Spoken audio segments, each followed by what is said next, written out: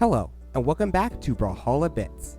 This video will contain some of the most important concepts to not just Brawlhalla, but any fighting game.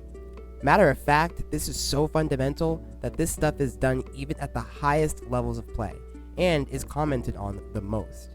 It's mega important. Let's delve right in.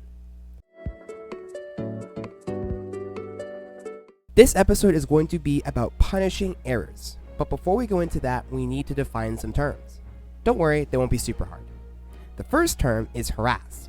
Harassing your opponent just means that you attack them without them attacking you back. Pretty simple stuff. Don't worry too much about this.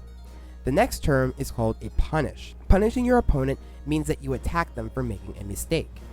This is one of the most important things that you can ever learn or do in Brawlhalla. A mistake that a player makes in a game is called an error. There are two types of errors. The first type is an unforced error.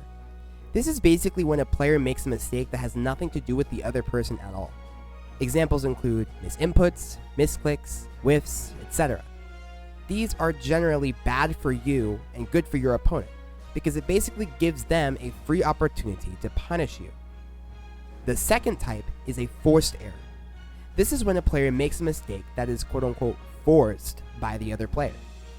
This is a bit harder to give an example for, but imagine you wait until the last day to study for a test.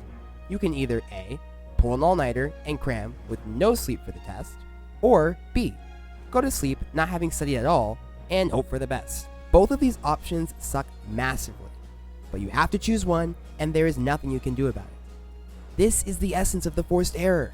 It forces your opponents to choose between two or more bad options that result in them getting punished. So this is good for you and bad for your opponent because they will more than likely never get a favorable trade.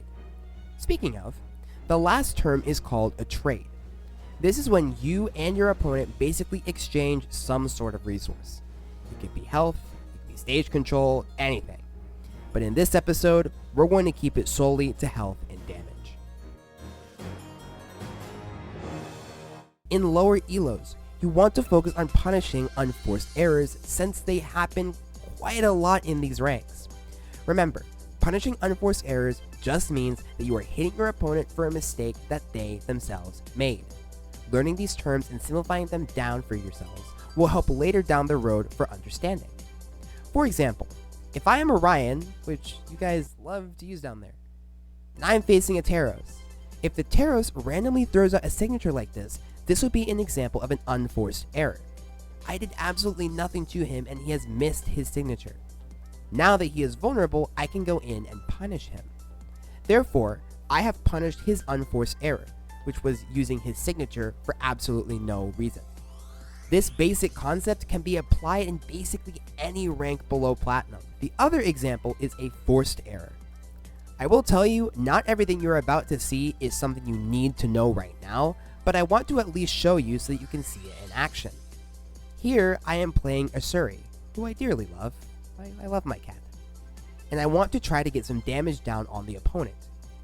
He is hard to punish because he isn't making a lot of errors. But this is where forcing errors comes in. Watch this.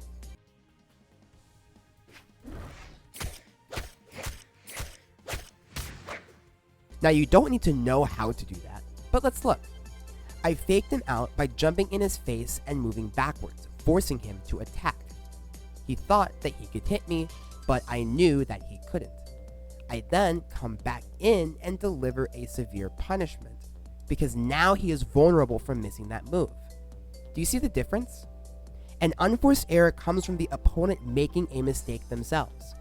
A forced error comes from you making the opponent mess up. Both are equally punishable. Although in low elo, you can get away with punishing unforced errors. You'll be mostly fine. I should say a disclaimer in that it will not be as simple as a Taros just using a move for no reason. The point is to illustrate conceptually what a forced or unforced error looks like. In this final example, this is from one of my games. Even though there is a lot of action happening, you can always break something down to its core components. Here, I wasn't close to him at all, and he decided to use a signature. I quickly pounce on this opportunity and punish him. hence another example of an unforced error, and this is a pretty high level game. So let's review. In this video, we discussed what harassing and punishing errors looks like. We talked about forced and unforced errors, and we looked at basic examples of what both of these ideas looked like. We also discussed punishing and how it all relates to each other. Now, I believe that the best way to learn is to do. If you really want to solidify these concepts, I strongly recommend going into ranked ones, experimental, or even customs, and practicing these concepts with other people. Recognize that, hey, maybe I don't need to mindlessly run into my opponent. Try and make a strong effort to punish any unforced errors your opponents may make. Even try forcing some errors if you're feeling confident enough.